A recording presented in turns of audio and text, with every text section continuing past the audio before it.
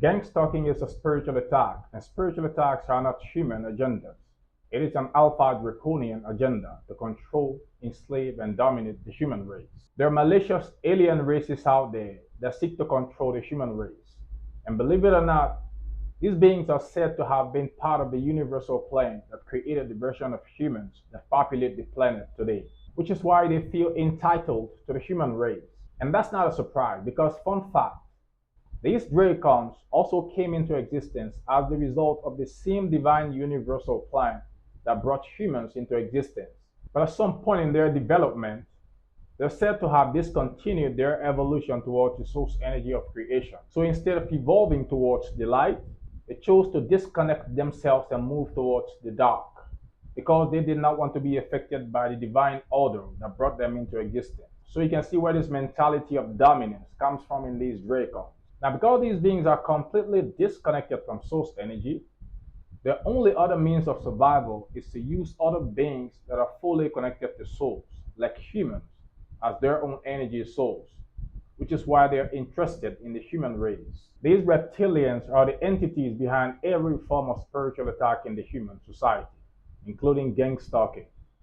This is their method of keeping humans in fear and under control. So then how is it that when we're going through these psychic attacks, the people we see and interact with on a daily basis as attackers are humans, not reptilians? Well, first of all, if you've been under these attacks for long enough, I guarantee you that you've met these dragons at some point. You've just not been able to distinguish them from humans. These entities are fourth dimensional beings. As the story goes, the fourth dimension is the stage in their evolution where they chose to discontinue their journey towards the light and started moving towards the dark. So they have these fourth dimensional capabilities that allows them to bend your perception of reality. They're able to make you see them as humans. They also have these weird fourth dimensional abilities that allows them to simulate everything in the human society. You know how when you're playing video games, you're able to move characters around, orchestrate accidents, and stuff like that, right? That's exactly what I'm talking about. They're able to do that with humans, animals, vehicles, and just about everything in the human realm. Sounds like an epic story, but it's real. That thing they showed you in the movie, The Matrix, it's not just happening in the movie. It is happening in real life on a momentary basis. Now, we as humans exist in the third dimension, which offers a denser reality. So things are more solid in our perception. This is what gives us the ability to physically move around in our environment. But these physical abilities come with physical limitations. Being able to physically move around also means that we are bound by the spaces around us, which is why it's possible to trap a third dimensional entity like a human in a sealed structure like a prison cell. These entities, as we've mentioned earlier, are fourth dimensional beings. So they do not perceive time and space like humans do. The fourth dimension from a human perspective is time. So these entities mostly exist in time. Now, what does it mean to exist in time? Well, a very simplistic way to look at it is that they operate in real time. So for them, there's no past, present, and future. There's only now. Because they exist in higher dimensions, they're able to see everything that's happening in lower dimensions in real time. In other words, they're able to see your past, present, and future from right now. That's what it means to exist in time. But these abilities also come with their own limitations. Being able to exist in time like they do takes away the ability to move in space, and they need this ability to interact with the human realm. So to obtain the ability to move in space, they make deals with humans. This is not a normal behavior of a higher dimensional entity. But these are lower nature entities. They're disconnected from source energy, so they do weird stuff. Now, as humans, by accepting these deals, you've accepted for them to use your body as a vessel to move around in the human world. So they can use you at any time and for any reasons. They could use you to follow people around, as in gang stalk people.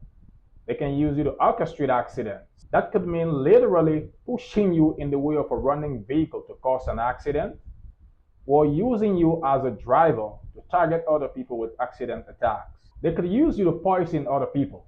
They could even use you to shoot other people dead. Now, obviously, nobody with functional brain cells would sign up for something like this. So they create these systems in the human society to trap humans in lower states of consciousness. That way they can have a huge reserve of low vibrational humans to use in these spiritual attacks. That's why they create these cults, covens, and secret societies, which of course religion is the largest of them all on the planet today. If they can convince you to believe that God is an authority that you have to look up to, and then tell you that the only representative of this authority on the planet is your religious leader, then you become powerless because now you have to look up to your religious leader for safety. That's how they keep you trapped in lower states of consciousness. Now, one may ask, how are they able to move people around like toys and cause accidents and stuff like that? Sounds like a video game. And you're right, it is a video game. The physical reality we exist in is like a video game to higher dimensional entities. So they have capabilities to move things around in our reality like we move things around in video games. This is a privilege and at the same time a responsibility that higher dimensional entities hold over lower dimension. This is why universal and spiritual laws exist. Because even though you may have the capabilities to interfere with the activities of other dimensions, you're not allowed to do certain things without consensus. The universe may seem random and chaotic, but it's not. There are forces that hold everything in place. Interfering with the activities of other dimensions in ways that are not allowed may trigger universal forces to re-establish order, which may not be a very good experience. That is why these entities are making deals with humans before interfering with our activities. Because we have to agree to these deals to give them the level of access that they need to the human world. That's free will. That was a little bit on how spiritual attacks work. Now, what to do if you find yourself in a spiritual attack situation like gang stalking? Well, let's begin by examining the attacker's strategy. The first thing you will notice as a target is being followed around by people. These people may include people that you already know or total strangers. They may include children, adolescents, adults, mad people, wounded people, disabled people, and so on. Out of nowhere, these people will flood your reality and you will start to see them everywhere you go. Now, the first thing most people do in a situation like this is try to talk to other people about their experience. But as a target, you will quickly realize that talking to other people is not a good idea. Because most of the people you will be talking to have already been brainwashed to believe that you're mentally unstable. This narrative will be created in your community long before the attacker strikes upon you. This is done through something called a smear campaign. The next thing you may want to do as a target is go to the rightful authority, maybe the police or some other security agencies in your community. But it's not going to take long after doing that for you to realize that these security agencies in your community have been weaponized against you. So the next thing you may start to notice is police officers following you around. You may even start to notice police vehicles, immigration vehicles, and army vehicles following you around town. This is all the strategy of these fourth-dimensional entities to trap you in the state of fear. And I promise you, most of the people that are following you around do not know that they're doing it. These people are just less conscious humans that are being used by these fourth-dimensional entities to create these illusions around the target. Now, at the same time you're experiencing all these weird activities, the attacker is also using other strategies like financial attack to drain up your finances and make you financially unstable. They're using food poisoning to damage your physical health. They're using black magic and other forms of occult attacks to damage your mental health. And guess what? All of these different forms of attacks are happening simultaneously. At this point, as a target, it becomes clear to you that seeking external help is not an option. And that right there is a good realization. You see, every time you get targeted with a gang stalking attack, take it as a sign that you're evolving spiritually. The reason why you're being targeted is because you are going through a spiritual awakening. In other words, you're remembering. The attack is usually meant to prevent you from experiencing your spiritual awakening. But what the attacker doesn't understand is that it is also within the nature of the attack to catapult you into your spiritual awakening. Depends on how you look at it. There are always two choices available to the target in these attacks. You could choose to allow fear to stop you from continuing your journey. In that case, the attacker succeeds in preventing you from experiencing your spiritual awakening. You could also choose not to allow fear to stop you from continuing your journey.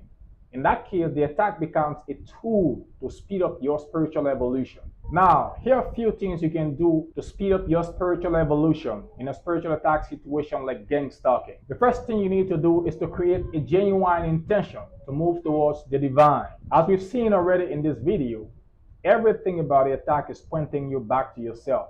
So you need to stop seeking external help and go inward. And here's how to begin that process. You first need to examine the things you are consuming. By consumption, I'm talking specifically about three areas: food consumption, sound consumption, and visual consumption. Let's begin with the food. The food you eat determines the stability and the integrity of your body. And your body is the vessel that you use to navigate this journey called life. So how well you navigate your life's journey depends a lot on the quality of the food you consume. Here's a couple of food tips to improve your physical and mental health. First, include more plant-based food in your diet. I know you've heard this a million times, but I just can't stress enough how much this will improve your overall health. Now, this is not an advice to become a vegetarian or vegan. The best way to do this, especially in a gang stalking attack situation, is to get your own plant-based food from your local market, prepare it at home and eat it, if that's possible for you. The next thing you need to do is to reduce animal-based food from your diet. How much of that you're able to do is totally up to you. Finally, you need to stay away from eating highly evolved animals.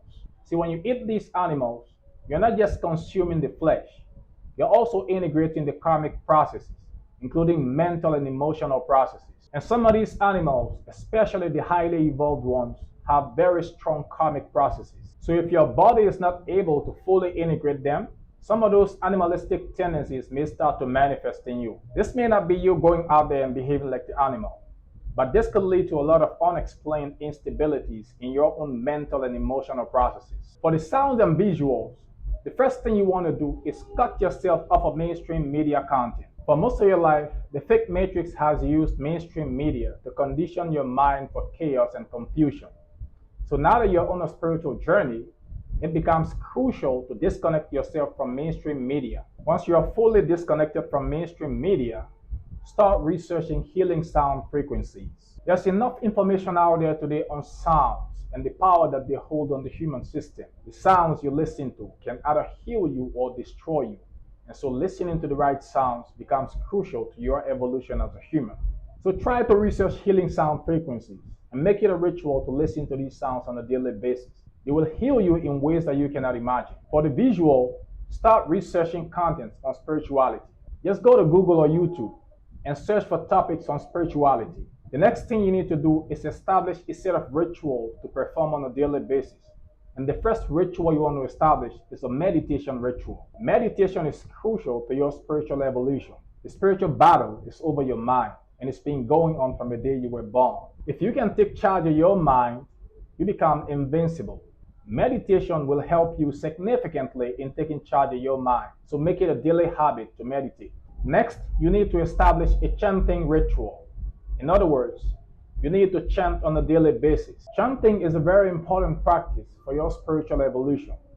For most of our lives, we've been conditioned for chaos and confusion, and so the mind has gone into a chaotic pattern. Chanting on a daily basis will help immensely in stabilizing this mental chaos. So find yourself a chant and chant on a daily basis. Now, I could make references to specific practices for you to use, but there's a reason why I'm not doing that in this video. You see, a very important aspect of you that's being developed on your spiritual journey is your intuitive and psychic abilities. These are the abilities that connect you back to the divine. Every resource you need on your journey is already available out there.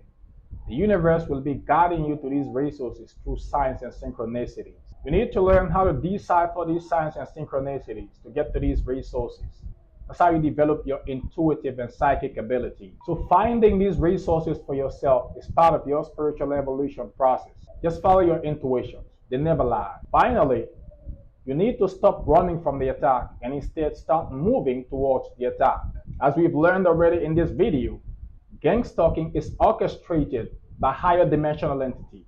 And so trying to run from the attack will only make things worse because these entities see all of your activities from a higher dimension. So instead of trying to run from the attack, face it head on and learn the attacker's strategy. That's how you evolve beyond the attack and move on with your life. Watch secret number 10 to learn the attacker's fear strategies in gang stalking.